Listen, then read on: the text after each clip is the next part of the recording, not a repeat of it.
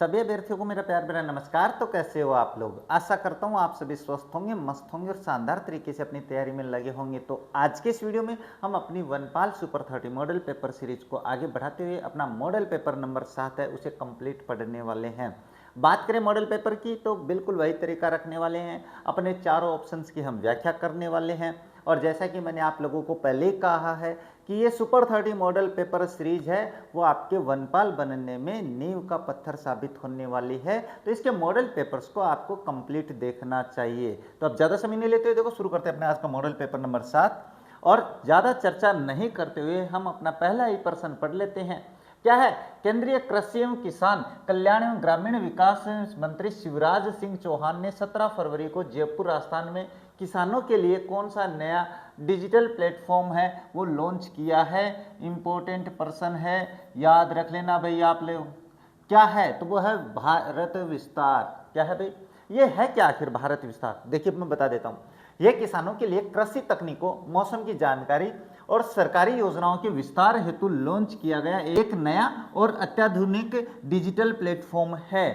अब बात करें सर विकसित भारत क्या है, फिर आप इसमें भी कंफ्यूजन हो जाओगे। तो विकसित भारत अपना 2047 जो अपने प्रधानमंत्री जी ने घोषणा करी थी, क्या है? ये भारत सरकार का एक दीर्घकालिक राष्ट्रीय दृष्टिकोण है जिसके तहत वर्ष 2047 तक भारत को एक पूर्ण विकसित राष्ट्र बनाने का लक्ष्य रखा गया है। तो ये दोनों चीजें आपको याद रखनी है, विकसित भारत और अपने पास भारत विस्तार, दोनों अलग अलग होते हैं।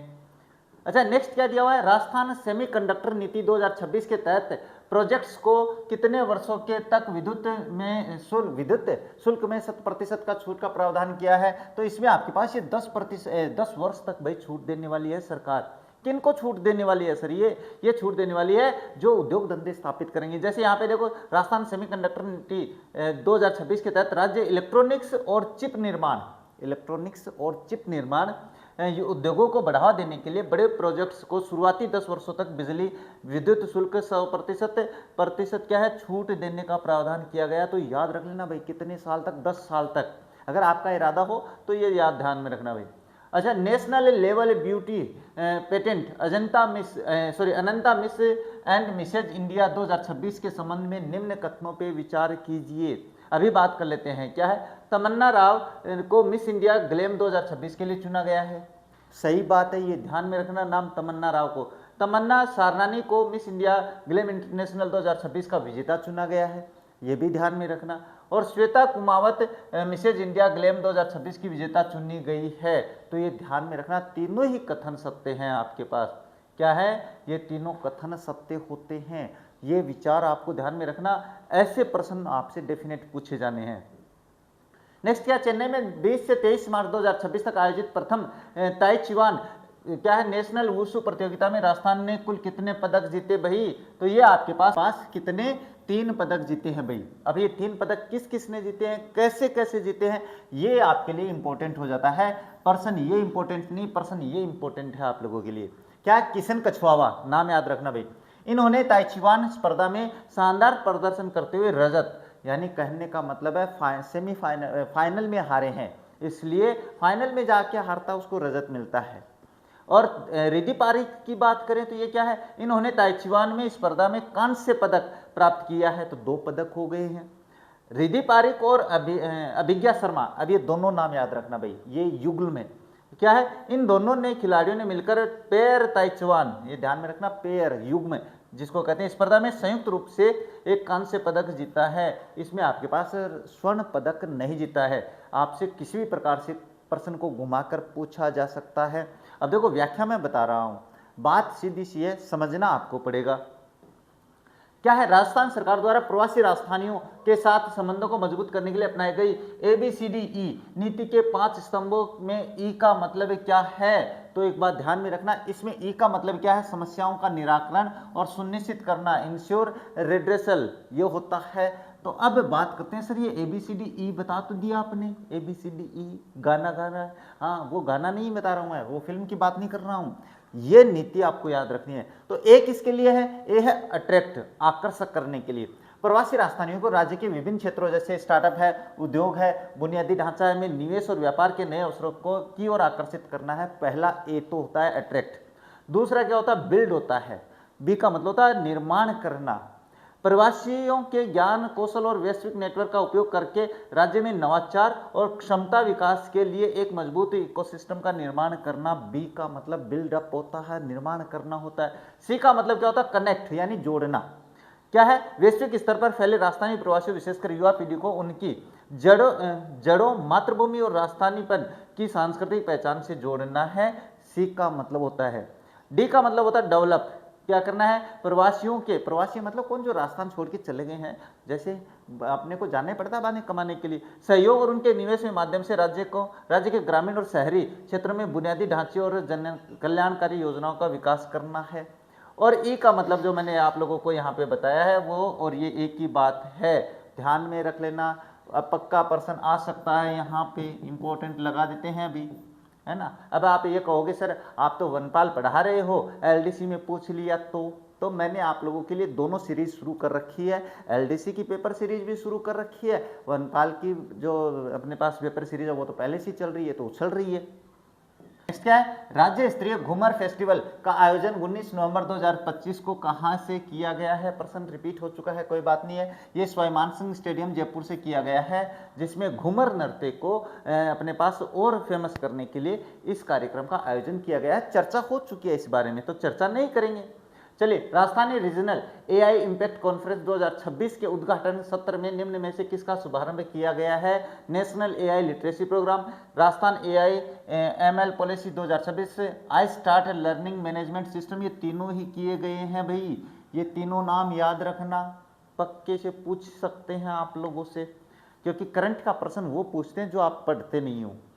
नेक्स्ट बात करें तो क्या रखा है, राजस्थान में प्रथम प्रवासी राजस्थानी दिवस का आयोजन कब और कहां किया गया। तो ये 10 दिसंबर 2025 जेईसीसी जयपुर में किया गया है भाई, याद रख लेना, ध्यान में रखना। दुनिया भर में रह रहे राजस्थानियों को अपनी मातृभूमि से जोड़ने और राज्य में निवेश आकर्षित करने के लिए पहला भव्य प्रवासी राजस्थानी दिवस जयपुर के सीतापुरा स्थित Jaipur exhibition and convention centre, जिसको जेईसीसी कहते हैं, में आयोजित किया गया था। इसका उद्देश्य आपको ध्यान में रखना है भाई, है ना। आपसे ना ये पूछ लेगा कि राजस्थान में प्रथम प्रवासी राजस्थानी दिवस का आयोजन 10 दिसंबर 2025 को जेईसीसी में किया गया, जयपुर में किया गया था। इसका उद्देश्य क्या था, फिर आ जाएंगे आप स्वाहा में कि सर आपने तो पढ़ाया नहीं था, स्वाहा कर देंगे, पढ़ाया हुआ भी। चलिए फिर आगे चलते हैं।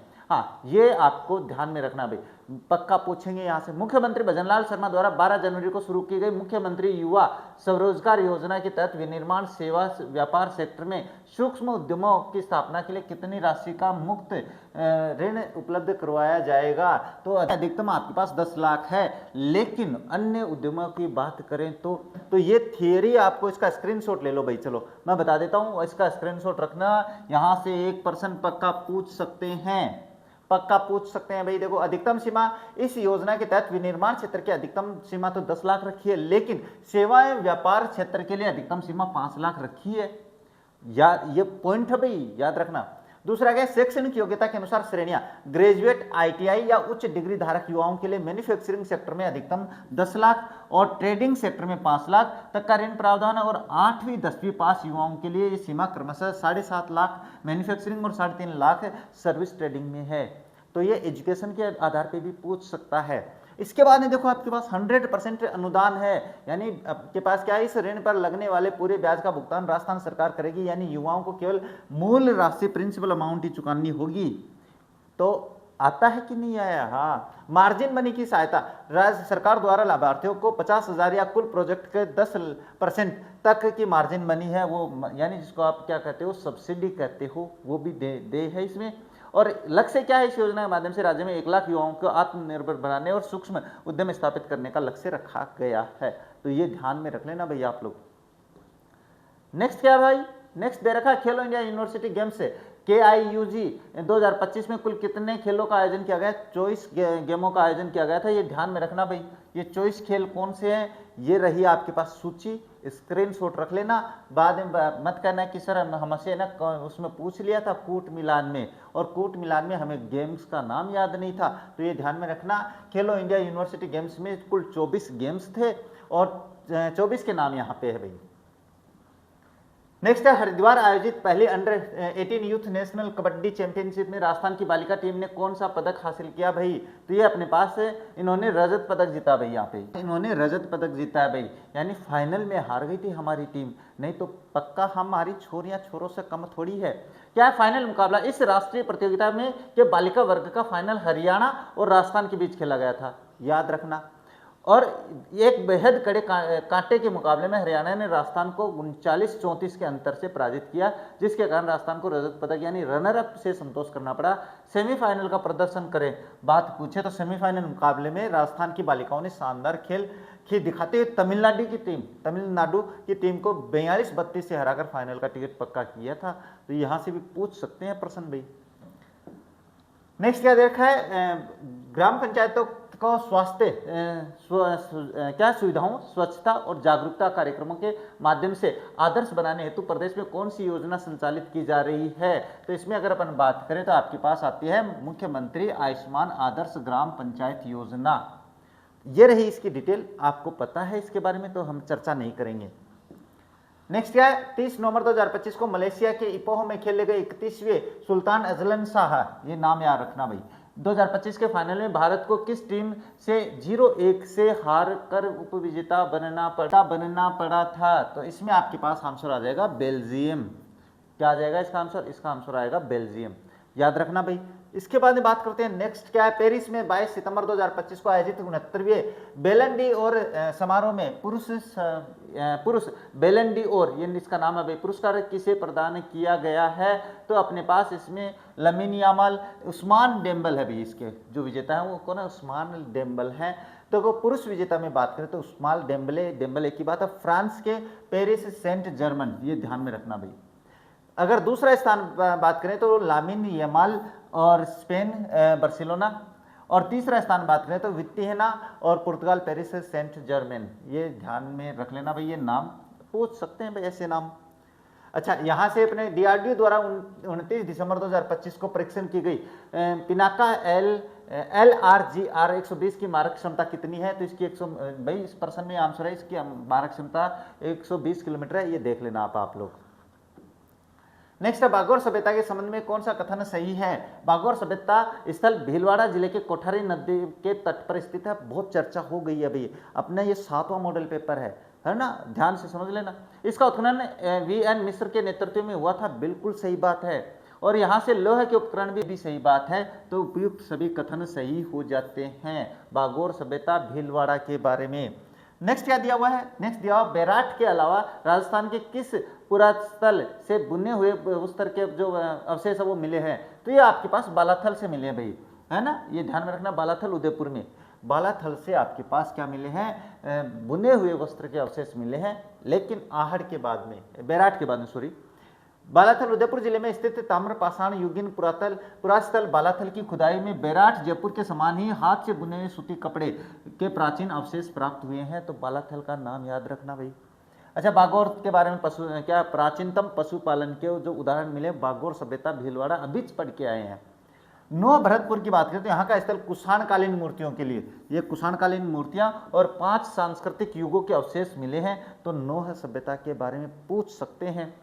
गिलूंड की बात करें तो क्या है? राजसमंद का ये स्थल जो आहड़ सभ्य संस्कृति का हिस्सा भाई, आहड़ नहीं आहड़, जहाँ से पक्की ईंटों के साक्ष्य मिले हैं, तो ये हो जाती है आपके पास इन प्रश्नों की इन ऑप्शंस की व्याख्या। अच्छा, चाचा मेरा महपा गठबंधन मेवाड़ राणा के समय अस्तित्व में थे, महाराणा कुंभा के अस्तित्व में थे, कौन से? जब अपने पास मोक्कल की हत्या कर दी गई थी, तो जब महाराणा कुंभा अपने पास, मोक्कल कौन? महाराणा कुंभा के पिता। चलिए मैं बता देता हूँ, इसका आंसर आएगा राणा कुंभा, है ना। और ये चाचा मेरा और महपा, ये अभी बता देते हैं। देखो, राणा कुंभा महाराणा मोक्कल की हत्या उसके दासी पुत्रों चाचा और मेरा ने महपा पंवार के साथ मिलकर की थी, ठीक है। मोक्कल कौन? अपने राणा कुंभा के पिता। और ये राणा मोक्कल किससे पैदा हुआ था? हंसाबाई की कोख से पैदा हुआ, वो याद नहीं है आपके पास? कौन सी? वो राणा लाखा की बात करें ना, राणा लाखा, और इसके साथ हंसाबाई का ब्याह हुआ था, है ना। हंसाबाई कहाँ की? जोधपुर की राजकुमारी जो थी, उससे शादी होती है। किस? लाखा। अपने पास इसके बेटे रावचूड़ा, है ना। रावचूड़ा की कहानी याद है कि नहीं है? रावचुंडा बोलते हैं उसको, रावचूड़ा की कहानी याद आ रही है कि नहीं आ रही? जिसने राणा लाखा जब वृद्धावस्था में हो गया था तो किसी ने वो टिंच मार दी थी ना, टिंच आयला, तो वही है। बोले कि अब मेरे से कौन शादी करेगा, शादी का प्रस्ताव आ गया। तो राव चूड़ा है ना, वो ये कहता है कि मैं अपने पिता की जो इच्छा वो पूरी करूंगा। तो हंसाबाई के पास ये प्रस्ताव जाता है, लेकिन हंसाबाई का जो भाई होता है रणमल, वो ये कहता है कि अपने पास हंसाबाई से जो बेटा होगा वही आपके पास राजगद्दी पे बैठेगा, तो ही अपन क्या इससे राणा लाखा से हंसाबाई की शादी होगी। तो इसी के कारण अपने पास इनका जो बेटा था मोक्कल, है ना, मोक्कल, वो बाद में अपने पास गद्दी पे बैठता है, जबकि योग्य पुत्र ये था। बस इस के कारण ही अपने पास गद्दी पे बैठता है। चलिए ये बहुत पीछे चले गए अपन, है ना, इसको छोड़ते हैं। यहाँ पे इसकी हत्या करते थे भाई, यानी जो राणा लाखा है वो राणा कुंभा के दादाजी हो गए। अब यहाँ पे क्या है, उस जो मोक्कल है उसकी हत्या कौन कर देते हैं, दासी पुत्रों में जैसे चाचा और मेरा नाम है भाई और महपा पंवार के साथ मिलकर उसकी हत्या कर देते हैं। जब राणा कुंभा मेवाड़ शासक बने तब इन विद्रोहियों जैसे चाचा मेरा महपा गठबंधन ने कुंभा के खिलाफ साजिशें रची, जिसका दमन कुंभा ने रणमल की सहायता से किया था। अब ये रणमल कौन है, रणमल हो गए अपने पास इसकी कौन है भाई, कुंभा की अपने पास दादी हो गई। तो दादी के भाई के साथ मिलकर अपने पास क्या उनका दमन करता है। थोड़ा सा रिश्ता पेचीदा लग रहा होगा, लेकिन कोई बात नहीं, आप एक बार इतनी घटना याद कर लो। अच्छा, चौहान वंश के किस शासक के काल में देवबोध व धर्मघोष नामक जो क्या है प्रसिद्ध विद्वान हुए थे भाई, तो वो अर्णोराज है। अर्णोराज के बारे में और भी इतिहास अपन ने पीछे पढ़ लिया है।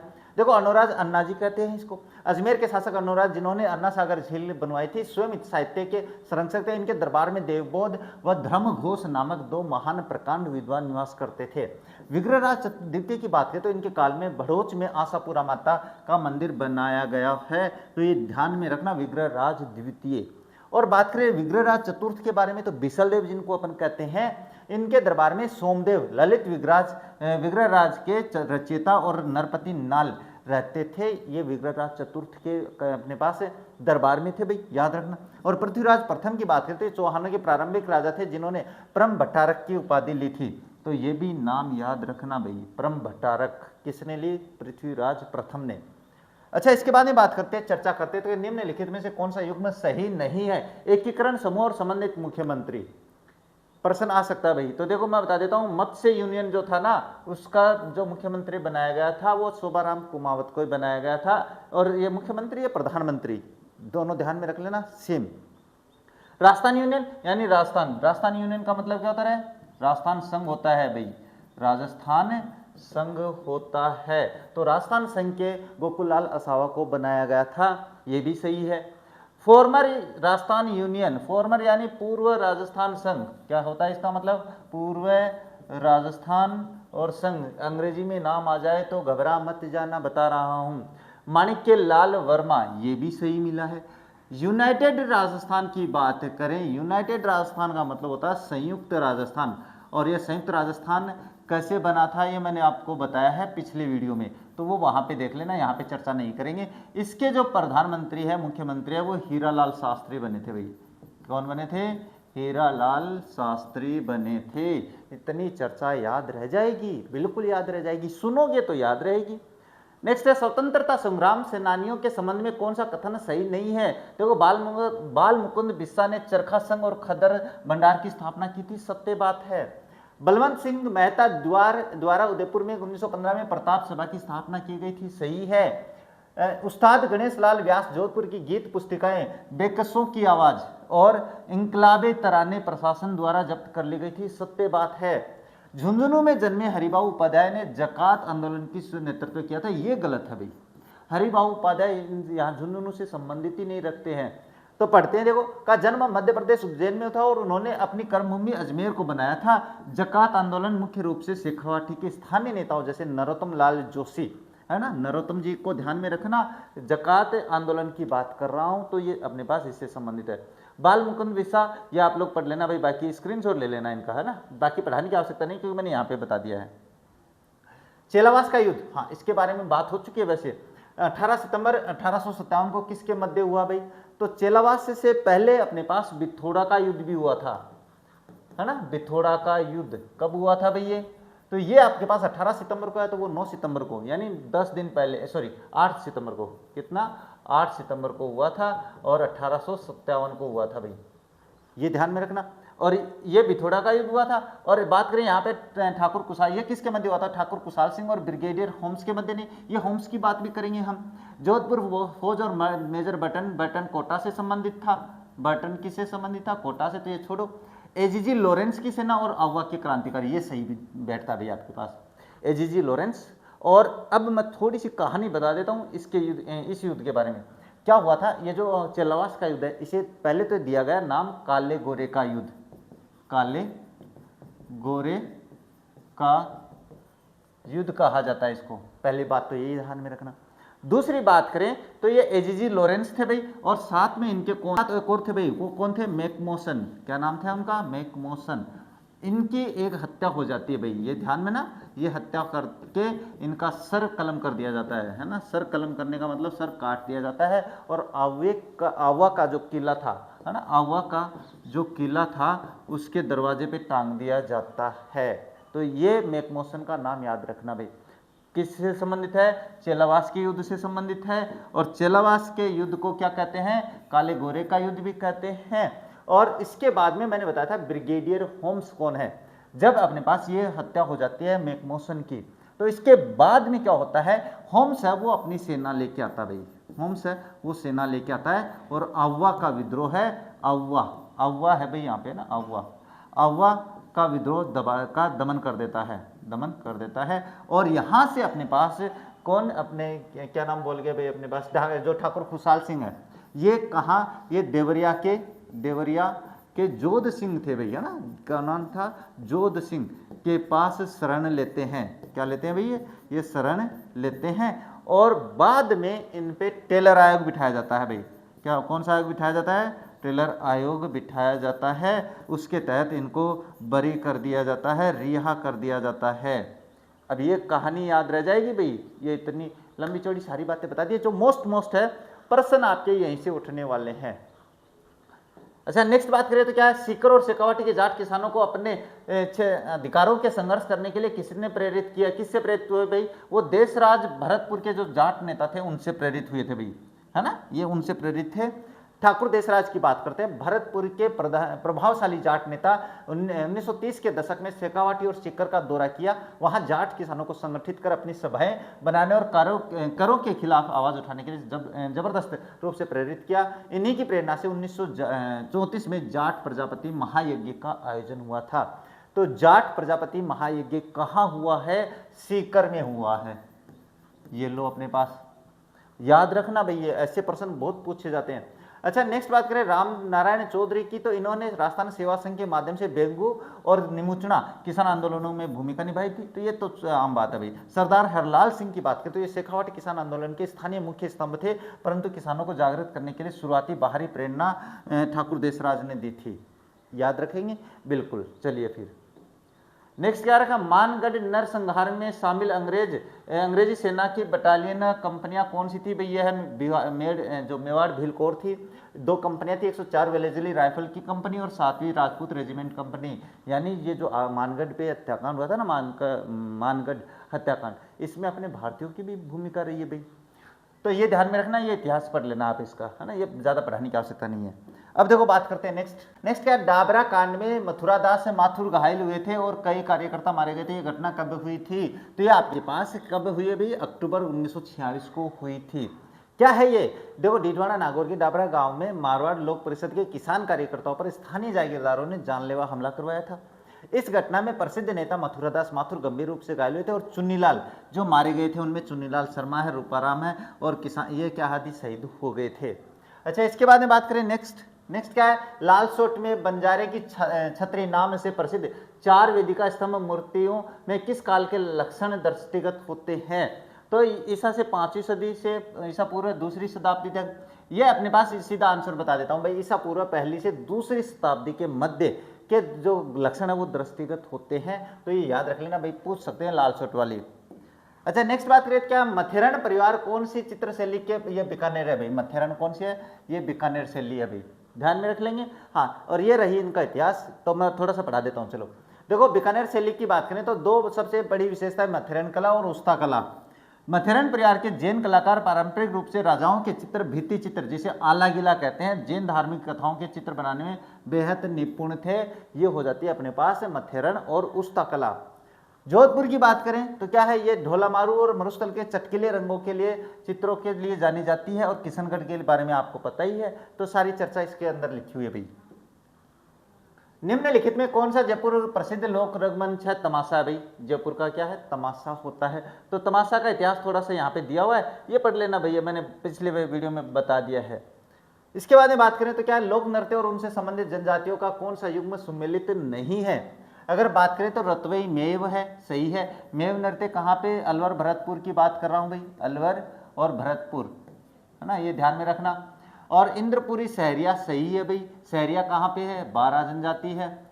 सुगनी पाली, इसके बारे में बात करें तो ये पाली में होता है भाई। जवारा भील नहीं है भाई, जवारा भील नहीं है। जवारा नर पास कौन सी जनजाति से है? ये ग्रासिया जनजाति से है भाई, ग्रासिया जनजाति से है। तो ये याद रखना भाई नाम, है ना, बाकी आप देख लेना भाई। इसके बाद है निम्नलिखित में से कौन सा युग्म सही है? तो देखो, हरिदास निरंजनी संप्रदाय सही है भाई, संतदास जी गुदड़ संप्रदाय सही है, मध्वाचार्य जी गोड़े संप्रदाय सही है, रामचरण जी निष्कलंकी संप्रदाय नहीं है। ये रामचरण जी आपके पास क्या है? राम स्नेही, है ना, राम स्नेही संप्रदाय के प्रवर्तक माने जाते हैं। तो ये आप देख लेना, उपयुक्त सभी में अपने पास नहीं भाई, 1 2 3 ही सही है इसमें। रामचरण जी राम स्नेह संप्रदाय से संबंधित रखते हैं, निष्कलंकी से नहीं रखते हैं। अच्छा, इसके बाद में बात करें, राजा निम्न में से कौन सा कथन लोक देवता के से संबंध में असत्य है भाई? देखो, कुंडा पंथ के प्रणेता राव मल्लिनाथ जी का क्या मंदिर लूनी नदी के किनारे तिलवाड़ा मंदिर में बाड़मेर में स्थित है, बिल्कुल सही है। मेहाजी मांगलिया का मुख्य मंदिर धौरीमन्ना बाड़मेर में, अभी पढ़ लेते हैं। मामादेव का बरसात का देवता कहते हैं, सही है। बेंगटी हड़बू जी की पवित्र स्थल है जहाँ इनकी गाड़ी की पूजा होती है, ये गलत है भाई। यहाँ पे मेहाजी मांगलिया क्या है गलत इसमें? ये बापिनी जोधपुर में इनका मंदिर, इनका मंदिर कहाँ है?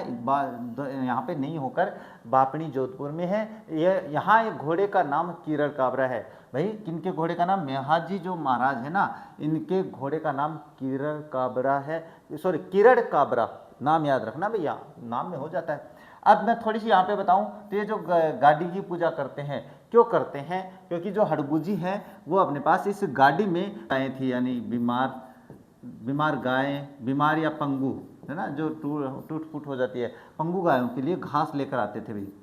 गायों के लिए क्या लेकर आते थे भाई?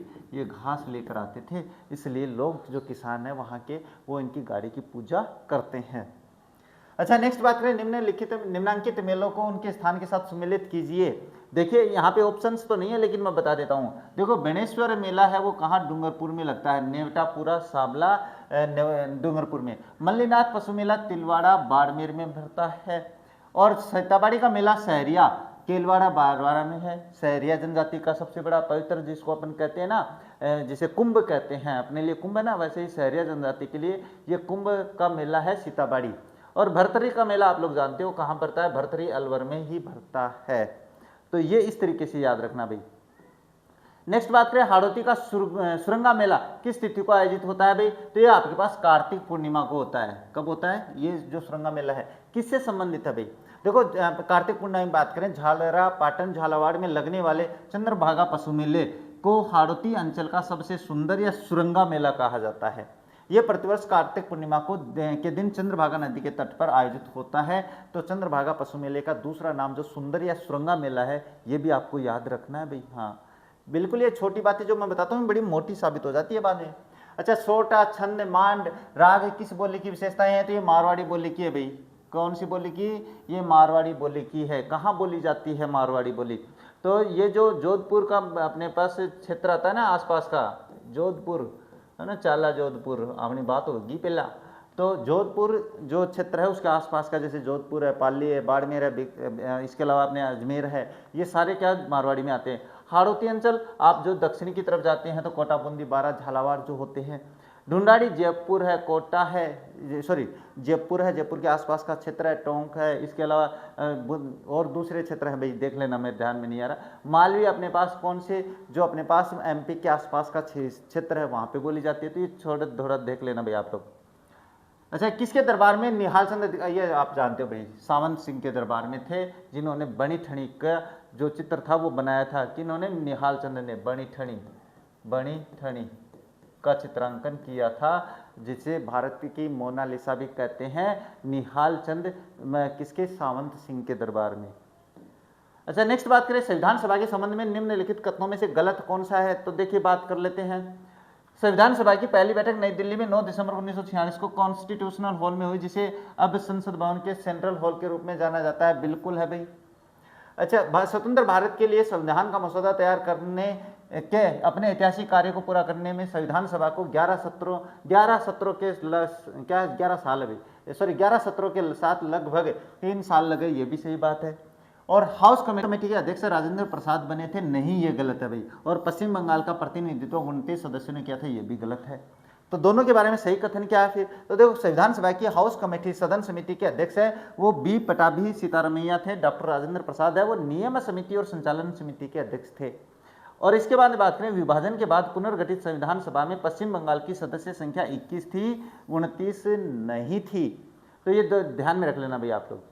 अच्छा, निम्नलिखित में से किस संविधान से भारतीय संविधान में राज्य के नीति निर्देशक सिद्धांतों को शामिल? ये तो आयरलैंड है भाई, है ना। कहाँ नीति निर्देशक? आयरलैंड से लिए गए हैं। बाकी देशों से क्या लिया गया है, इसके बारे में चर्चा हो चुकी है, दोबारा रिवीजन करवा देता हूँ। आयरलैंड का तो ये आपके पास है ही। ब्रिटिश संविधान से यहाँ से संसदीय प्रणाली, एकल नागरिकता ली गई है। और कनाडा का संविधान यहाँ से मजबूत केंद्र वाली संघीय व्यवस्था ली गई है। और यूएस की बात करें तो यहाँ से मूल अधिकार और न्यायपालिका की स्वतंत्रता ली गई है। तो ये स्क्रीनशॉट रख लेना आप। नेक्स्ट बात करें तो क्या निम्नलिखित कथनों पे विचार कीजिए। राजस्थान में राज्यपाल पद का सृजन 1 नवंबर 1956, सही बात है भाई। और इसके बाद में बात करें, जब राजस्थान का अपने पास क्या पूरा एकीकरण हो चुका था, उसके बाद में अपने जो अपने क्या है राज प्रमुख और महाराज प्रमुख थे, उनके पदों को हटा के ये बनाया गया था। इसके बाद में राज्यपाल राज्य का प्रथम नागरिक होता है, अतः है उसका राज्य का नागरिक होना अनिवार्य है। अभी चर्चा कर लेते हैं इसके बारे में। और सरदार गुरुमुख निहाल सिंह राज्य के पहले संवैधानिक राज्यपाल बने थे। तो ये 1 और 3 तो सही है। इसमें छोटी सी गड़बड़ी है कि वो प्रथम नागरिक तो होता है, लेकिन राज्यपाल बनने के लिए उसे राज्य का नागरिक होना जरूरी नहीं है। नागरिक होना जरूरी नहीं है, वो भारत के किसी भी राज्य का नागरिक हो सकता है। तभी तो हम देखते हैं कि अपने पास से 2 राज्यों के 1 राज्यपाल बना दिए जाते हैं। तो ये ध्यान में रखने वाली बात है अभी। नेक्स्ट बात करें तो क्या किस संविधान संशोधन द्वारा विधानसभा में मंत्रिपरिषद की संख्या को 15% तक सीमित कर दिया गया था? तो ये आपके पास 51वां संविधान संशोधन 2003 की बात है भाई, है ना। तो 51वें संविधान संशोधन में ऐसा क्यों किया गया था? तो देखो, 51वें संविधान संशोधन 2003 में इसलिए किया गया था क्योंकि मंत्रिपरिषद में बाद में लोग, जो सरकार आती थी वो अपनी मनचाहे मंत्रियों को कर लेती थी, अंदर शामिल कर लेती थी। तो उस पर पाबंद लगाने के लिए देखो, इस ऐतिहासिक संशोधन द्वारा मंत्रियों की अंधाधुंध संख्या पर रोक लगाने के लिए यह नियम बनाया गया कि किसी भी राज्य की मंत्रिपरिषद में मुख्यमंत्री सहित मंत्रियों की कुल संख्या वहां की विधानसभा की कुल सीटों के 15% से अधिक नहीं हो सकती है। इसके तहत राजस्थान में 30 मंत्री ही हो सकते हैं। कैसे? अपनी विधानसभा की टोटल सीटें कितनी हैं? 200 का 15% निकालेंगे तो कितना हो जाएगा? 30 हो जाता है। अब यही ध्यान में रख लेना अपने भारत के लिए भी। इसके बाद में बात करें नेक्स्ट, तो नेक्स्ट है सर्वाधिक लंबे समय तक रहने वाले राजस्थान उच्च न्यायालय के मुख्य न्यायाधीश कौन है? तो वो आपके पास कमलकांत वर्मा नहीं है, कैलाश नाथ वांचू है भाई, और मदन लाल नहीं है, प्रसाद नहीं है। अब कमलकांत वर्मा जी की बात करें तो ये अपने पास क्या है? पहले न्यायाधीश है भाई, पहले मुख्य न्यायाधीश यही थे। तो ये इतनी सी बात इनके बारे में ध्यान में रखने उच्च न्यायालय के मुख्य न्यायाधीशों में। इसके बाद में बात करते हैं नेक्स्ट, तो नेक्स्ट क्या है? 2 या 2 से अधिक राज्यों के लिए एक संयुक्त लोक सेवा आयोग यानी जेपीएससी के गठन का प्रावधान है। वो संविधान के किस अनुच्छेद में है? तो वो अनुच्छेद 315(2) में दिया गया भाई। 315 क्या कहता है? अनुच्छेद 315 ये कहता है कि राज्य अपने राज्य में एक जो क्या है पीएससी है उसका स्थापना कर सकती है। जैसे राजस्थान में आरपीएससी है, अपने पास यूपी में यूपी पीएससी है, तो पीएससी का स्थापना कर सकती है 315। लेकिन 302 के तहत क्या कह रखा है? 302 के तहत ये कह रखा है कि संविधान का ये विशिष्ट खंड ये व्यवस्था देता है कि यदि 2 या 2 से अधिक राज्य संसद से ऐसा आग्रह करे तो दो संसद कानून बनाकर उनके लिए एक संयुक्त राज्य लोक सेवा आयोग है, joint state public service commission का गठन कर सकती है। तो ये ध्यान में रखने वाली बात है भाई। अनुच्छेद 315 यह मूल रूप से संघ के लिए एक यूपीएससी और विशेष प्रत्येक राज्य के लिए एक आरपीसी पीएससी होने की मान्य सामान्य घोषणा करती है, जो मैंने अभी समझा दिया आप लोगों को। अनुच्छेद 320 है, इसमें लोक सेवा आयोगों के कार्यों और जिम्मेदारियों का उल्लेख किया गया है। तो ये सारे अपने पास खंड आ जाते हैं। अच्छा, नेक्स्ट बात करें क्या है, निम्न में से किसके द्वारा राज्य निर्वाचन आयुक्त की नियुक्ति की जाती है? राज्यपाल के द्वारा की जाती है। किसके द्वारा की जाती है? राज्यपाल के द्वारा की जाती है। कहां से कहां, ध्यान में रख लेना, संविधान के अनुच्छेद 243 के, ये याद रखने वाली बात है भाई, मैं बता रहा हूं, पंचायतों के लिए है और अनुच्छेद 243 जेड नगर पालिकाओं के लिए है। यहां से प्रश्न आ सकता है भाई, मैं ये तभी तो ये बताता हूं आप लोगों को विशेष पॉइंट। राज्य मानवाधिकार आयोग के अध्यक्ष एवं सदस्यों को किसके द्वारा हटाया जा सकता है भाई? हटाने का काम केवल राष्ट्रपति कर सकता है, केवल राष्ट्रपति ही कर सकता है, वो भी कदाचार सिद्ध होने पर। और कदाचार सुप्रीम कोर्ट में ही साबित होना चाहिए, राज्य कोर्ट में नहीं होता है। ये ध्यान में रखने वाली पॉइंट्स हैं जो आपको गलती करवा देते हैं आपसे। अच्छा, नेक्स्ट बात करें, निम्नलिखित में से कौन सा कार्य जिला प्रशासन का नहीं है? कानून व्यवस्था को लागू करना है भाई, सरकार का भू राजस्व एकत्र करना है, राजनीतिक कार्यों की समीक्षा करना नहीं है उसका, बाकी जिले की नगरीय और ग्रामीण जनता का कल्याण करना है। तो ये तो छोटी छोटी मगर मोटी वाली बातें हैं भाई। नेक्स्ट बात करें तो राजस्थान नगरपालिका संशोधन 2023 के तहत नगरपालिका अधिनियम 2009 की किस धारा में परिवर्तन किया गया है? तो धारा 39 में किया गया है भाई। धारा 39 में क्या है भाई? तो देखो, इसमें 39 में बदलाव किया गया है, जो कि नगरपालिका सदस्य को उसके पद से हटाने, यानी पद से हटाने या अयोग्यता की जांच प्रक्रियाओं को उनके अधिक पारदर्शी या सुदृढ़ बनाने से संबंधित है। तो ये उद्देश्य जो है ना, ये उद्देश्य तो आपको याद ही करने पड़ेंगे भाई। यहाँ इसमें तो कोई दो राय नहीं है। अच्छा, इसके बाद में बात करें तो क्या है, सुमेलित कीजिए पर्वत चोटी और उनकी सही ऊंचाई। ये आप कर सकते हो भाई, सरल प्रश्न है, तो सरल प्रश्न में ज्यादा नहीं लेंगे समय। देखो, अपने पास इनमें सबसे ज्यादा ऊंची देखना कि सबसे ज्यादा कौन सी क्रम याद होगा, गुरु से दिल से जरा आशा रखो ना उसमें। तो जरगा सबसे ऊंची है, तो सबसे ज्यादा ऊंचाई यहाँ पे है। इससे नीचे अपने पास अचलगढ़ होती है, इससे नीचे कौन सी है? तो ये है। और उससे नीचे अपने पास कुंभलगढ़ है, तो कुंभलगढ़ ये है। और खोख की बात करें तो ये है। इस तरीके से आप अपना मिलान कर सकते हो भाई, बहुत ही सरल था ये तो। इसके बाद है राजस्थान के कंजर्वेशन रिजर्व एवं उनकी स्थिति के संबंध में कौन सा युग्म सम्मिलित नहीं है? उदयपुर सम्मिलित नहीं है भाई, बाकी सारे सम्मिलित है। बड़ा खेड़ा कंजर्वेशन रिजर्व उदयपुर में नहीं है, ये तो पता ही चल रहा है। ये आपके पास कहाँ पे है? ये सिरोही जिले में है भाई, ये सिरोही से संबंधित है। बाकी सारे आपको याद करने हैं भाई, ये याद करोगे, कंजर्वेशन से पक्का प्रश्न आने वाला है। जो हमने अपने सिलेबस के आधार पर अपने पेपर्स तैयार कर रखे हैं ना, पक्का इन्हीं में से आ जाएंगे भाई। पाली, जालौर, सीकर और नागौर जिले राजस्थान के किस जलवायु प्रदेश का हिस्सा है भाई? तो इसमें अगर अपन बात करें तो चलिए यहाँ पे बात करते हैं, एक छोटी सी बात कर लेते हैं। ये अपना राजस्थान है। राजस्थान को हम दो भागों में तो अरावली से बांट देते हैं, ये लो अरावली प्रदेश कर देते हैं इसको तो। और इसके इधर अगर अपन आए तो दो भागों में इसको बांट देते हैं। ये आपके पास मरुस्थलीय प्रदेश हो जाता है। ये कौन सा हो जाता है भाई? ये मरुस्थलीय, जो पूर्ण मरुस्थल क्षेत्र आता है, यानी शुष्क क्षेत्र जिसको कहते हैं। ये अर्ध शुष्क में आ जाता है, अर्ध शुष्क में आ जाता है भाई। चलिए, इसके नीचे बात करें तो ये पूर्वी मैदान आ जाता है ना, ये पूर्वी मैदान आ गया। इसके नीचे अगर अपन ये इस क्षेत्र की बात करें तो ये हाड़ौती का पठार आ जाता है भाई, है ना, दक्षिणी पूर्वी पठारी प्रदेश, दक्षिणी पूर्वी पठारी प्रदेश आ जाता है। बस ये लो आपके पास चार क्षेत्र। अब देख लो आप, ये क्या है? सिक्कर, कौन सा पूछ रहा है? पाली, जालौर, सिक्कर, नागौर। तो ये आपके पास इस क्षेत्र में आते हैं भाई। किस क्षेत्र में आते हैं? ये इस क्षेत्र में आ जाते हैं। तो ये कौन सा क्षेत्र है? ये आपके पास अर्ध शुष्क मरुस्थलीय प्रदेश है, तो अर्ध शुष्क जलवायु प्रदेश का इसका आंसर हो जाएगा। अब बाकी बात करें तो शुष्क जलवायु प्रदेश कौन सा है? ये रहा शुष्क जलवायु प्रदेश। इसमें कौन से आते हैं? इसमें अगर ऊपर से लेंगे तो गंगानगर का इधर पश्चिमी भाग आ जाएगा, हनुमानगढ़ का थोड़ा दक्षिणी पूर्वी जो भाग है, दक्षिणी पश्चिमी भाग आ जाएगा। इधर बाद में जैसलमेर है, बाड़मेर है, इसके अलावा जालौर है, ये सारे अपने पास मरुस्थलीय प्रदेश में आ जाएंगे। जालौर थोड़ा नीचे रह जाता है भाई, ऐसे मत समझ लेना, लेकिन ये आता इसी में है। जालौर यहाँ पे अर्ध शुष्क में आ जाता है भाई। इसके बाद में बात करें आर्द्र जलवायु, तो आर्द्र जलवायु आपके पास यहाँ पे रहती है। तो यहाँ पे आर्द्र जलवायु की बात करें तो दक्षिणी पूर्वी पठारी प्रदेश ये आर्द्र जलवायु में आ जाते हैं। आर्द्र जलवायु में पूर्वी में अति आर्द्र आ जाती है यहाँ पे, है ना। तो ये थोड़ी सी छोटी छोटी बातें भाई, ये तो कर लो आप।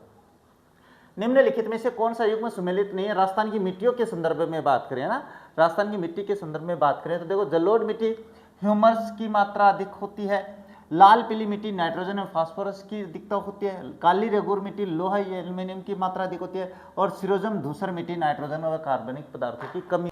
तो इसमें आपके पास क्या है? ये जो लाल पीली मिट्टी है, इसमें नाइट्रोजन और फास्फोरस की अधिकता नहीं होती है, कमी होती है भाई। इसमें क्या होती है? ये कमी होती है। कमी होती तो अपन सही कर लेते भाई अपने, तो ये ध्यान में रखना। इसके बाद में बात करें तो क्या है, निम्नलिखित में से कौन सा विकल्प चंबल नदी बेसिन की नदियों से सम्मिलित है, क्या है, संबंधित है? तो देखो आपके पास परवन, आहू, कुराल और काली सिंध, ये आपके पास क्या है, चंबल नदी बेसिन का हिस्सा है।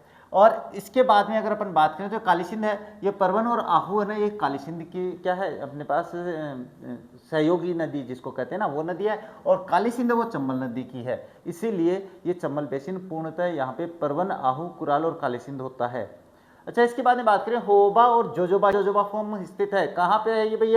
ये फार्म आपके पास फतेहपुर सीकर और सांगनेर जयपुर में स्थित है, जो कि इजराइल की सहायता से लगाया गया है। ये अपने पास ये होबा और जोजोबा है, ये तिलहन की खेती है जो इजराइल की सहायता से लगाई गई है भाई, ये ध्यान में रखना। कौन से देश की सहायता से? इजराइल की सहायता से, इजराइल, ध्यान में देख लेना भाई। अच्छा, नेक्स्ट बात करें तो क्या निम्न में से किन स्थानों पर संबंध राजस्थान के तांबा अयस्क क्षेत्र से है भाई? तो इसमें मैं बता देता हूँ, देखो 5 से तो है और 1 से नहीं है। सेनपरी है, टोडा चिपलाटा है, सुलुम्बर है, वरडालिया नहीं है, बालेश्वर और गुड्डाम किशोरीदास, यहाँ सभी से तांबा अयस्क वो निकलता है, बस यहाँ पे अपने पास वरडालिया से नहीं निकलता है।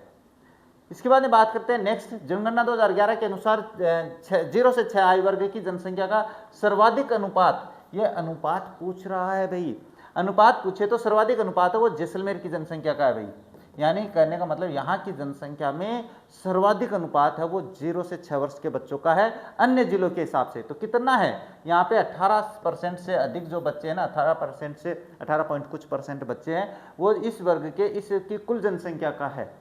कुल जनसंख्या का इतना प्रतिशत जो है वो 0 से 6 आयु वर्ग के थे, 2011 की बात कर रहा हूँ। इसके बाद में बात करें राष्ट्रीय आपदा प्रबंधन प्राधिकरण एनडीएमए के संबंध में कौन सा कथन सही है? तो भारत में आपदा प्रबंधन के लिए शीर्ष निकाय है, बिल्कुल, इसकी स्थापना प्रबंधन अधिनियम 2005 द्वारा की गई है और एमडीएमए की अध्यक्षता भारत के प्रधानमंत्री करते हैं। तो ये सही है, सब कुछ सही है, सब कुछ सही है, तो बहुत ही सरल है। फिर चलिए सूची 1 को सूची 2 से मिलान करना है। बाला किला कहाँ पे है भाई? बाला किला आपके पास अलवर में है, तो इसको मैच कर देते हैं। देलवाड़ा मंदिर कहाँ पे है? तो देलवाड़ा माउंट आबू में, इसको कर देते हैं। स्वर्ण कोठी, सुनहरी कोठी आपके पास टोंक में है, तो इसको कर देते हैं। और 84 खंभों की छतरी है वो बूंदी में है, तो सारे सुमेलित तो मैंने कर दिया। आप कहोगे सर पॉइंट्स नहीं है, तो वहां से अपने पास जगह नहीं थी, तो इसलिए अपने ऐसे डायरेक्ट मिला दिए भाई। अच्छा, क्या है 2022-23 में विभिन्न फसलों के उत्पादन में राजस्थान का देश के कुल उत्पादन के संदर्भ में युग्म जो असत्य है वो बताना है भाई, युग्म असत्य भी बता देते। देखो राई सरसों देश में प्रथम स्थान है अपना, ध्यान में रख लेना, प्रश्न पूछ सकता है। मूंगफली देश का द्वितीय स्थान है देश में, चना देश में तृतीय स्थान है और ग्वार देश में चतुर्थ स्थान है नहीं है। ग्वार में अपने राजस्थान का प्रथम स्थान आता है भाई, क्या आता है? ग्वार उत्पादन में प्रथम स्थान होता है राजस्थान का। नेक्स्ट बात करें तो क्या निम्नलिखित में से कौन सा विकल्प सुमेलित नहीं है? तो ये देखो राजा उमेद सिंह मिल्स पाली में सही है भाई, मेवा टेक्सटाइल्स भीलवाड़ा सही है, एडवर्ड मिल्स चित्तौड़गढ़ और कृष्णा मिल्स ब्यावर अजमेर नहीं। ये जो एडवर्ड मिल है ना, एडवर्ड मिल, ये भी ब्यावर में आपके पास, कहाँ पे है भाई? ये भी आपके पास ब्यावर में है, ब्यावर अजमेर में है, तो ये ध्यान में रख लेना। चित्तौड़गढ़ में अपने पास शुगर मिल्स है भाई, ये ध्यान में रखना। चलिए आगे बात करते हैं। ब्याज भुगतान रक्षा सेवाएं सब्सिडी व्यय का मुख्य मद क्या होता है? ये गैर योजनागत होती है भाई। क्या होती है? ब्याज भुगतान, यह अर्थशास्त्र का प्रश्न है जिसमें गैर योजनागत शामिल होते हैं भाई। ब्याज का भुगतान करना है, इसके अलावा रक्षा सेवाएं हैं, सब्सिडी है, ये सारे गैर योजनागत होते हैं। नेक्स्ट कार्य, साल दर साल लगातार घाटे का बजट रहा है, घाटे को कम करने के लिए सरकार द्वारा निम्नलिखित में से कौन सी कार्यवाही की जा सकती है? बता देते हैं अभी। देखो राजस्व व्यय को घटाना, बिल्कुल, ये राजस्व व्यय मैंने अपनी पिछली बार बताया था। राज्य की जो आय होती है, राज्य का जो व्यय होता है किसी भी योजना पे, खर्च जो होता है वो राजस्व व्यय होता है भाई, तो इसको घटाना बिल्कुल सही बात है। इससे अपन घाटे से उभर सकते हैं भाई। अपन खर्चा ही करे जाएंगे तो सीधी सी बात है, इससे अपन कम करना पड़ेगा, तभी तो अपन घाटे से बाहर निकलेंगे। नवीन कल्याणकारी योजनाओं को प्रारंभ करना, ये गलत है भाई। अगर अपन नवीन कल्याणकारी योजनाएं बनाएंगे तो उस पर व्यय खर्च होगा, तो अपना अपन घाटे को कंट्रोल कैसे करेंगे? तो ये नहीं है। सहायक की सब्सिडी को युक्ति संगत बनाना भाई, नहीं, ये सही है। युक्ति से बनाएंगे भाई, अपने को जो योग्य व्यक्ति है, जो अपने पास जिनको आवश्यकता उनको सब्सिडी देंगे, बाकी को नहीं आवश्यकता उनको सब्सिडी नहीं देंगे। और आयात शुल्क को कम करना नहीं है भाई, आयात शुल्क अगर अपन कम करेंगे तो फिर अपने पास अपने को कमाई कहाँ से होगी, वो तो ज़्यादा रखना पड़ेगा। तो ये तो अपने पास क्या है 1 और 3, इसमें आपके पास ये ऑप्शन सही हो जाता है। इसके बाद में क्या है, ये प्रश्न ऐसा है भाई जिसमें आपको खुद दिमाग लगाते हुए कर सकते हो। इसके बाद में बात करें निम्नलिखित में से कौन सा कथन सही नहीं है। लप्पा लप्पी गोखरू बांकड़ी मुकेश नक्शी आदि गोटे के प्रकार हैं, सही है भाई। ये नाम याद रखना भाई जो मैं बता रहा हूँ। कांच पर सोने का काम थेवा कला के नाम से जाना जाता है, जो प्रतापगढ़ के सोनी परिवार द्वारा किया जाता है, बिल्कुल सही बात है भाई, सोनी परिवार। बादला पानी को ठंडा रखने के लिए जस्ते सिंह का बर्तन है, सही है। फौलाद की वस्तु पर सोने के पतले तारों की जड़ाई तहनिसा कहलाती है, नहीं, ये कोफ्तकारी कहलाती है भाई। ये क्या कहलाती है, कोफ्तकारी, ये कोफ्तकारी कहलाती है। तो ये याद कर लेना, थोड़ी सी यहाँ पे भी दिखी हुई है। निर्यात क्षमता वाले उत्पादों को बढ़ावा देने के लिए शुरू की गई एक जिला एक उत्पाद योजना के संबंध में जिलेवार उत्पाद का गलत युग्म कौन सा है, इसके बारे में चर्चा कर लेते हैं। देखो, जोधपुर येलो मार्बल का मतलब पीला मार्बल है ना, पीला मार्बल। चलिए इसको भाई बात कर लेते हैं भाई। पाली मेहंदी सही है, बाड़मेर इसबगोल सही है, राजसमंद टेराकोटा सही है। तो सर पहले ही गलत हो गया था, आपने बताया नहीं, अभी बता देते हैं। देखो जोधपुर में ना ये आपके पास फर्नीचर है, वो उसको रखा गया है, फर्नीचर का निर्माण है, वो एक जिला एक उत्पाद में के साथ संबंधित रखा गया है। येलो मार्बल जो पीला मार्बल है वो आपके पास जैसलमेर जिले से संबंधित है, किससे, जैसलमेर से संबंधित है। तो ये बातें आपको याद रखने वाली है। अच्छा नेक्स्ट बात करें तो क्या है, नेक्स्ट है हुनर से रोजगार। ये प्रश्न रिपीट हो गया भाई अपने पर्यटन मंत्रालय द्वारा। नेक्स्ट क्या है, राजस्थान सरकार स्वास्थ्य योजना RGHS के संबंध में कौन सा कथन सत्य है। यह योजना 1 जुलाई 2021 को प्रारंभ की गई थी, सत्य बात है भाई। इस योजना के अंतर्गत पंजीकरण जन आधार का उपयोग करके किया जाता है, सही बात, ये तो आप जानते हैं नॉर्मली। RGHS पूर्ण रूप से ऑनलाइन शौचालय, ये सारे सही है भाई, इसके सारे कथन सही हैं। तो चलिए आगे चलते हैं। आगे क्या, मुख्यमंत्री कोरोना सहायता योजना के संबंध में कौन सा कथन सत्य है। तो देखो यह योजना जून 2021 को शुरू की गई, सही बात है। इस योजना के तहत 80% राशि का भुगतान केंद्र सरकार के द्वारा किया जाता है, नहीं, ये गलत है भाई। 80% राशि है वो केंद्र सरकार नहीं करती है इसमें। यह योजना के तहत कोविड-19 के कारण प्रभावित परिवार के लिए एक सदस्य को राज्य सरकार के द्वारा ग्रेड 3 वेतनमान राजकीय सेवा में, नहीं, ये भी नहीं है, बिल्कुल गलत है। योजना अंतर्गत विधवा महिला को 1 लाख की तत्कालिक सहायता, और ये सही है भाई। तो आपके पास 1 और 2 सही, 1 और 4 सही है इसमें, हाँ ये रहा ऑप्शन, केवल 1 और 4 सही है, बाकी दोनों गलत हैं। अच्छा नेक्स्ट बात करें क्या है, इंदिरा महिला शक्ति उड़ान योजना के संबंध में कौन सा कथन सही है। ये दोनों ही कथन सही है भाई, है ना, इसमें ज्यादा बताने की आवश्यकता नहीं है मुझे, ये दोनों ही सत्य हैं। अच्छा, जब रासायनिक अभिक्रिया में उत्प्रेरक का प्रयोग किया जाता है तब क्या होता है भाई, तो ये थोड़ा सा ध्यान में रखने वाली बातें हैं भाई। उत्पाद की मात्रा प्रभावित होती है, नहीं। अपने पास ये मान के चलो अपन दूध से दही जमा रहे हैं, तो क्या उसमें जब अपन देते हैं जावण लगाओ, हाँ जना दही की मात्रा बढ़ जाए कि बिल्कुल नहीं बढ़ती है। तो ये अपने पास मात्रा प्रभावित नहीं होती है। सक्रियण ऊर्जा की बात करें तो ये प्रभावित होती है भाई, ऊर्जा प्रभावित होती है क्योंकि उसके अंदर केमिकल वगैरह, दूध गर्म होता है, दही बाद में सुबह जम जाता है, वो प्रभावित होती है। सबस्ट्रेट की मात्रा प्रभावित होती नहीं होती है, अक्रिया या बाकी छोड़ो, आपका सक्रियण ऊर्जा प्रभावित होती है। तो ये देख लेना आप लोग, अभिक्रिया के बारे में मैंने बता रखा है यहाँ पे। नेक्स्ट है, एक धातु दूसरे को उनके देश के अनुसार विस्थापित कर सकते हैं, प्रतिक्रियाशीलता के आधार पे, प्रतिरोधकता के आधार पे, परीक्षण क्षमता के, प्रवाहकत्व के आधार पे नहीं, अपने पास प्रतिक्रियाशीलता के आधार पे अपन क्या करते हैं, अनुसार विस्थापित कर सकते हैं। प्रतिरोधकता क्या होती है, बिजली प्रवाहित जो तारों में होती है उसको अंदर प्रतिरोध आ जाता है, उसे प्रतिरोधकता कहते हैं। बाकी ये थियरी आप लोग पढ़ लेना भाई। इसके बाद में लिथियम, सोडियम और पोटेशियम में क्या समानता है, तीनों ही अपने पास क्या है भाई, ये क्षारीय मृदा तत्व है, ये अक्रिय तत्व है, ये ऑक्साइड नाइड बनाते हैं। तो इसके बारे में बात करते हैं। इनके बाह्यतम कोश में 1 इलेक्ट्रॉन होती है, बिल्कुल होता है भाई, ये सही बात है। और जिससे ये अपने पास क्रियाशील धातु है भाई, ये बहुत ही क्रियाशील धातु है। देखो संयोजी इलेक्ट्रॉन की बात कर लेता हूं मैं। आवर्त सारणी के पहले समूह में की बात करते हैं, ये सभी क्षार धातु हैं, इनके परमाणुओं के सभी सबसे बाहरी शेल का कोश में केवल 1 इलेक्ट्रॉन होता है, इसी कारण ये बहुत अधिक क्रियाशील होती है, यही बता रहा हूं मैं।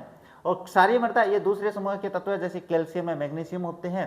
और अक्रिय में ये 18 समूह की गैसें हैं जिनका अष्टक पूरा होता है, जैसे हीलियम और नियोन होती है।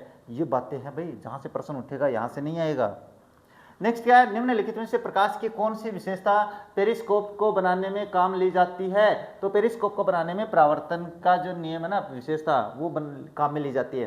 क्या है देखो, पेरिस्कोप परिदृश्य एक ऐसा यंत्र है जिससे पनडुब्बी में बैठे सैनिक पानी की सतह की हलचल देख सकते हैं, जिसके अंदर क्या है, दो समतल दर्पणों को एक दूसरे के आमने सामने 45 डिग्री के कोण पे क्या लगाया जाता है, जिससे प्रकाश की किरणों का लगातार 2 बार परावर्तन होता है और वस्तु दिखाई देती है। आपने कभी देखा होगा ऐसे ऊपर लगा के दर्पण और बाद इसको ऐसे घुमाते हैं फिर ऐसे देखते हैं, तो वो देख लें आप, बिल्कुल दिखेगा। अपवर्तन क्या होता है, यह प्रकाश का एक माध्यम से दूसरे माध्यम में जानने पर मुड़ना, जैसे लेंस या पानी में डूबी पेंसिल का टेढ़ा दिखाई देना होता है, तो ये अपने पास वो होता है परावर्तन।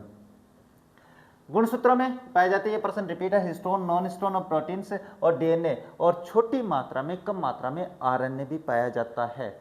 चलिए आगे चलते हैं। आगे कौन सी अधातु तरल अवस्था में होती है? अब एक छोटी सी बात और ध्यान से समझ लेना, अधातु की अगर अपन बात करें तो तरल अवस्था में आपके पास आ जाती है ब्रोमीन। क्या आ जाती है भाई? ब्रोमीन आ जाती है। लेकिन मैं धातु की बात करूं, है ना, धातु की बात करूं तो वो आपके पास क्या हो जाती है? पारा। तो आप यहाँ पे सीधा पारा आंसर कर दोगे, जो कि गलत हो जाएगा। और ब्रोमीन की एक और खास बात बता देता हूँ, ये कमरे के तापमान पर, यानी कमरे का जो सामान्य तापमान होता है, तापमान पर लाल रंग में दिखाई देती है भाई। किसमें? लाल रंग में दिखाई देती है। पारा आप जानते हो, ये धातु है, ये अधातु है। हाँ, कौन सी अवस्था में गुणसूत्रों का आकार V या L की तरह हो जाता है? तो वो आपके पास एनाफेज में हो जाता है। किस में हो जाता है? एनाफेज, यानी जिसको पश्चावस्था कहते हैं। तो ये थोड़ी सी आप चलिए मैं बता देता हूँ पश्चावस्था क्या होती है। कोशिका विभाजन की इस अवस्था में स्पंडल तंतुओं के खिंचाव के कारण क्रोमेटिड्स अर्ध गुणसूत्र जिसको कहते हैं ध्रुवों की ओर गति करने लगते हैं। इस गति के समय सेंट्रोमियर की स्थिति के आधार पर गुणसूत्रों का आकार है अंग्रेजी के अक्षरों V, L, J या I जैसा दिखाई देने लगता है। अच्छा, मेटाफेज क्या होता है? फिर इस अवस्था में गुणसूत्र बीच की पट्टी पर जमा होते हैं। यह गुणसूत्रों की गिनती और अध्ययन के लिए सबसे अच्छी अवस्था होती है। ये छोटी बातें लेकिन मोटी बातें भाई, प्रश्न पूछ सकते हैं यहाँ से। सुमेलित करना है हार्मोन्स और उनसे संबंधित अंतःस्रावी ग्रंथि जिसकी बात करें तो इंसुलिन अग्नाशय में ही होता है, कार्टिसेन अधिवृक्क में होता है, एस्ट्रोजन है वो अंडाशय में होता है और टेस्टोस्टेरोन वृषण में होता है। ये सारे सुमेलित हैं भाई, ये इनमें कुछ और बताने की आवश्यकता नहीं है मुझे। तो चलिए आगे चलते हैं। आगे क्या है, शरीर को ऊर्जा देने का कार्य कौन करता है भाई? शरीर को ऊर्जा देने का काम कार्बोहाइड्रेट करता है भाई, ध्यान में रखना, जिसको अपन क्या कहते हैं? वसा कहते हैं। क्या कहते हैं? ये ऊर्जा देता है। कभी कभी अपन कमजोर हो जाते हैं तो क्या बोले, कैल्शियम के अपने पास क्या वो खुराक वगैरह लेनी पड़ती है, घी वगैरह खाना पड़ा है ना, मोटा ताज़ा होने के लिए। तो वो घी में क्या होता है? कार्बोहाइड्रेट होता है। अच्छा, कार्बोहाइड्रेट तो ये तो हमारे दैनिक जीवन की क्रियाओं की आवश्यक ऊर्जा का मुख्य क्या है? तत्व स्रोत है कार्बोहाइड्रेट, जैसे ग्लूकोज स्रोत ही है। वसा से भी ऊर्जा मिलती है, परंतु प्राथमिक ईंधन, अच्छा वसा भी इससे अलग मैटर है भाई, कार्बोहाइड्रेट है वो ज़्यादा अपने पास से अपने को ऊर्जा देता है। विटामिन की बात करें तो जैसे अपने पास इनसे कोई ऊर्जा नहीं मिलती, केवल ये जैविक उत्प्रेरक और रोगों से रक्षा करते हैं। और प्रोटीन का काम क्या है भाई? ये ध्यान रखना, इसका मुख्य कार्य शरीर की मरम्मत, ऊतकों का निर्माण और वृद्धि करना है। कोई अपना जख्म हो जावा तो उस जख्म का पूर्ण करने के लिए अपने को प्रोटीन खानी पड़ती है ना, ये इसलिए। इसके बाद है, जब मानव शरीर के तापमान में शरीर के सामान्य तापमान से लगभग 5.48 फ़ारेनहाइट की कमी होती है तो इस स्थिति को किस रूप में जाना जाता है? तो इसको हाइपोथर्मिया के नाम से जाना जाता है भाई, हाइपोथर्मिया के नाम से जानते हैं। अत्यधिक ठंड के कारण जब मानव शरीर का आंतरिक तापमान सामान्य स्तर यानी 98.6 डिग्री फ़ारेनहाइट या 37 डिग्री से गिरकर बहुत कम हो जाता है तो ये खतरनाक चिकित्सा स्थिति में हाइपोथर्मिया कहते हैं। अब ये देखो, क्या है? हाइपरपायरेक्सिया क्या होता है? फिर हाइपरपायरेक्सिया क्या होता है? ये शरीर का तापमान बहुत अधिक तेज बुखार 106 डिग्री फ़ारेनहाइट से ऊपर बढ़ जाने की स्थिति को कहते हैं हाइपरपायरेक्सिया। ये दोनों नाम याद रखना भाई। नेक्स्ट बात करें तो विश्व में हृदय प्रतिरोपण का पहला ऑपरेशन भाई क्रिश्चियन बर्नार्ड ने किया था और भारत में वेणुगोपाल ने किया था। दोनों की बात पढ़ लेना यहाँ पे। इसके बाद में ऊर्जा पिरामिड जो होता है वो हमेशा उल्टी सदैव खड़ी सीधी रेखा में होता है भाई। क्यों होता है? क्योंकि लिंडमैन ने एक अपने पास सिद्धांत दिया था 10% का। सर ये लिंडमैन का सिद्धांत कौन सा है? तो मैंने अपने पिछले वीडियो में बता दिया आप लोगों को। लिंडमैन का सिद्धांत ये कहता है कि जब एक जीव अपने पास कुछ खा लेता है तो उसकी जो ऊर्जा है वो दूसरे जीव में केवल 10% ही ट्रांसफर होती है। मान के चलिए, मैं एक उदाहरण देता हूँ। अपने समुद्री घास है ना, बहुत ही आसान तरीके से समझाऊंगा। समुद्री घास को मछली खा गई मान के चलिए, तो जो मछली खाई है ना, तो घास जो मछली के अंदर है वो इसका 90% कंज्यूम हो जाता है। ये घास है मछली के अंदर कंज्यूम हो गया भाई, क्या हो गया है, ये कंज्यूम का मतलब खर्च हो गया है 90%। और जब कोई पक्षी इसको खाता है ना, जब इसको कोई पक्षी खाता है तो मछली का वो जो उससे ऊर्जा आई थी उसका केवल 10% ही पक्षी के अंदर जाता है। ये बात समझाई थी लिंडमैन ने 10% ऊर्जा वाले में। अब इसके बात करते हैं, तो इसमें आपके पास ये जो है ना, ये इसी प्रकार से बनेगा, सीधा और खड़ा पिरामिड बनेगा। यहाँ पे अपने पास मछलियाँ हैं, इनकी कम होती ऊपर आती है, इसके ऊपर आती है, ऊपर आती है, ऊपर आती है, ऊपर आती है। तो जो ये ध्यान में रख लेना भाई, ये जो पिरामिड मैं बता रहा हूँ ये सदैव खड़ी सीधी अवस्था में होता है। ऊर्जा पिरामिड की बात बता रहा हूँ जो लिंडमैन के नियम पर आधारित है। अच्छा, इसके बाद में बात करते हैं नेक्स्ट क्या है। एक पारिस्थितिकी तंत्र में ऊर्जा प्रवाह किन कानूनों के अनुरूप होती है, तो उष्मागतिकी के रूप में होती है भाई। ये ध्यान में रखना, अभी पढ़ाया है ना, उष्मागतिकी, उष्मा चलती है, स्थिर नहीं रहती है, इसका मतलब ये होता है। नेक्स्ट बात करें, निम्नलिखित में से कौन सा जानवरों का एक तीव्र वायरल रोग जो मनुष्य के संक्रमित, भाई ये अपने पास रेबीज होता है। लेकिन जो हीमोफीलिया है ये क्या है, ये एक आनुवंशिक रक्त विकार है जो जिसमें चोट लगने पर खून का थक्का नहीं जमता है, ये याद रखना, हीमोफीलिया। अब किसकी कमी से, हीमोग्लोबिन की कमी से हीमोफीलिया रोग होता है। ये नाम क्यों बता रहा हूं मैं, इसलिए बता रहा हूं क्योंकि आपसे प्रश्न ऐसे डायरेक्ट थोड़ा ना पूछेगा। ये पूछ सकता है कि हीमोग्लोबिन की कमी से कौन सा रोग हो जाता है, तो हीमोफीलिया हो जाता है। हीमोफीलिया के क्या गुण है, सर चोट लगने पे रक्त का थक्का नहीं जमता है, तो वो बात है। अच्छा, गलसुआ क्या है, ये पेरोटिड लार ग्रंथियों में सूजन पैदा करने वाला मानवीय वायरस रोग है, तो ये देख लेना भाई। इसके बाद में है क्या है, निम्नलिखित कथनों पे, ये प्रश्न अपना रिपीट हो चुका है, तीनों ही कथन सही है, ये अपने पिछले वीडियो में बात हो चुकी है भाई। और विज्ञान से संबंधित एक और बात बता देता हूँ, विज्ञान से संबंधित अपनी एलडीसी का जो पेपर है ना, जो मैं पेपर सीरीज शुरू कर रखी है, उसमें विज्ञान के 50 प्रश्न होते हैं भाई। तो वो 50 प्रश्न आपके लिए बहुत फायदेमंद होने वाले हैं, क्योंकि आपके भी 20 प्रश्न आ जाएंगे लगभग, है ना, संख्या में। तो ये 50 प्रश्न ज़्यादा बेटर है इनके, क्योंकि अपने यहाँ पे थोड़ी कमी भी रह सकती है। वो 50 प्रश्न तो मैं पूरी डिटेल से पढ़ा रहा हूँ। इसके बाद में बात करते हैं नेक्स्ट प्रश्न। नेक्स्ट क्या दिया, निम्नलिखित में से कौन सा तथ्य कथन सही है, ये सारे सही है भाई। राजस्थान ज्ञान निगम लिमिटेड की स्थापना कंपनी एक्ट 1956 के तहत 2008 में की गई थी। आरकेसीएल का आरएससीआईटी पाठ्यक्रम राजस्थान सरकार द्वारा मान्यता प्राप्त है। और आरकेसीएल की स्थापना उद्देश्य शहरी और दूरस्थ गांव ग्रामीण क्षेत्रों में सूचना प्रौद्योगिकी प्रदान, शिक्षा प्रदान कर डिजिटल डिवाइड को मिटाना। ये सारे कथन सत्य हैं। नेक्स्ट है सेल्फ वेरिफिकेशन के फीचर लॉन्च करने वाला दुनिया का पहला सोशल मीडिया लॉन्च कौन सा बनाया, कूब बना था भाई, कूब बना है। इसका मतलब क्या होता है सर, सेल्फ वेरिफिकेशन का मतलब इस ऐप में आप क्या करते हो, आधार नंबर देकर खुद सेल्फ वेरिफिकेशन कर सकते हो, नहीं तो आप करने को क्या वेरीफाई करवाना पड़ता है। अच्छा, नेक्स्ट बात करें तो नेक्स्ट क्या है, बेसेल कन्वेंशन का मुख्य उद्देश्य क्या है भाई। तो बेसेल कन्वेंशन की बात करें तो ये मैं छोटी सी बात समझाऊंगा अभी। ये है खतरनाक कचरे को सीमा पार संचलन पर नियंत्रण है। सर ये क्या होता है, देखो मैं बता देता हूँ, इसका बहुत ही बुरा इफेक्ट होता है जो बेचारे गरीब देश होते हैं उनके। इसमें सबसे ज़्यादा प्रभावित हुआ था सूडान, जहाँ पे अपने पास डाकू, अपने पास क्या है, समुद्री लुटेरे बन गए थे ज़्यादातर। इसका मतलब ये होता है कि जो विकसित देश होते हैं वो क्या करते हैं, अपने कंपनियों का कचरा जो परमाणुओं से निकलता है, परमाणु जो फैक्ट्री रिएक्टर होते हैं वहाँ से जो कचरा निकलता है उसको वो अपने देश में तो रख नहीं सकते, तो वो दूर दराज जाते हैं, तो समुद्र में डालने के लिए जाते हैं। तो जो अपने पास गरीब देश होते हैं उनकी सीमा के पास डालकर वो आ जाते हैं। तो इस पे प्रबंधन के लिए किया गया था। तो देखो अब मैं बता देता हूँ, देखो खतरनाक अपशिष्ट नियंत्रण बेसेल कन्वेंशन एक अंतर्राष्ट्रीय संधि है जो विकसित देशों द्वारा खतरनाक ई कचरे या जहरीले रसायनों के कचरे को गरीब या विकासशील देशों की सीमाओं में ले जाकर डंप करने की प्रवृत्ति का कड़ा नियंत्रण लगाती है। ओजोन परत इसके लिए मॉन्ट्रियल प्रोटोकॉल प्रसिद्ध है और ग्रीन हाउस गैसें इसके लिए क्योटो प्रोटोकॉल और पेरिस समझौता कार्यरत है। तो ये ध्यान में रख लेना। इसके बाद में बात करते हैं नेक्स्ट क्या, निम्नलिखित में से किस रोग विशेष के लिए डीपीटी का टीका उपयोगी नहीं है।